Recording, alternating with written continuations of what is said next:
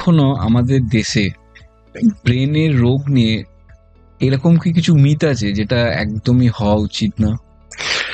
হ্যাঁ, মানে ব্রেনের কোনো প্রবলেম হলে লোকের সঙ্গে সঙ্গে ভয় পায় যে বাবা এই ব্রেনের এখানে কি হবে, সেটা মিথ্যা।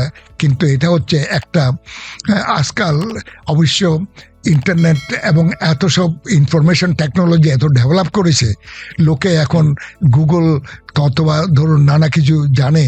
ওরা আস্তে আস্তে লোকেরা অনেকটা মানে শিক্ষিত হয়ে যাচ্ছে, ওরা বুঝতে পারছে। দেখুন আমাদের যখন আজকাল ডাক্তাররা কনসাল্টিং রুমে আসে তখন অলরেডি পেশেন্টরা অলরেডি পড়ে নিয়েছে ওদের প্রবলেমটা কি, বললো ওদের রোগটা এরকম, সিমটমসটা এরকম, চিকিৎসা কি হওয়া উচিত। সেই জন্যে এখন ডাক্তাররা তখন ভাবে যে পেশেন্টরা অনেক কিছু কোয়েশ্চেন করে যেগুলো খুবই highly intelligent question and relevant question. সেই জন্য সুতরাং আস্তে আস্তে এটা চলে যাচ্ছে।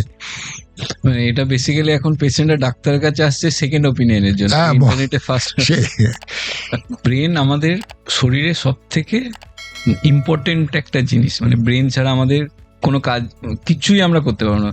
তো সেই ক্ষেত্রে as a surgeon, neuro surgeon, ওনাদের পেশেন্টের সাথে কিভাবে ডিল করা উচিত আপনার? পেশেন্টকে আমাদের কমিউনিকেশন, যেটা হচ্ছে পেশেন্টের যাতে আবার ডিসকাশন, যে কি করতে যাচ্ছে, কি করছে, কি হতে পারে, এগুলো আমাদের সেই জিনিসটা আমাদের খুবই দরকার। ডাক্তারদের যদি কেউ অপারেশন করে তখন হয়তো ডাক্তার যদি বলে আপনি তো বুঝবেন না, এগুলো তো টেকনিক্যাল ব্যাপার, কিন্তু সেটা দরকার হবে আমাদের এমনভাবে বুঝিয়ে দেওয়া যে কোনো ডাক্তার না হলেও বুঝতে পারে।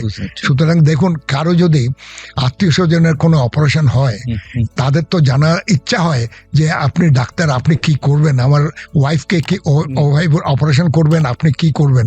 সেটা তো যদি ডাক্তার যদি বলে যে আপনি বুঝবেন না, সেটা ঠিক নয়। আপনাকে এমনভাবে বুঝিয়ে দিতে হবে যাতে উনিও বুঝতে পারেন এবং উনি স্যাটিসফাইড হন, সন্তুষ্ট থাকেন। সেটা খুব দরকার।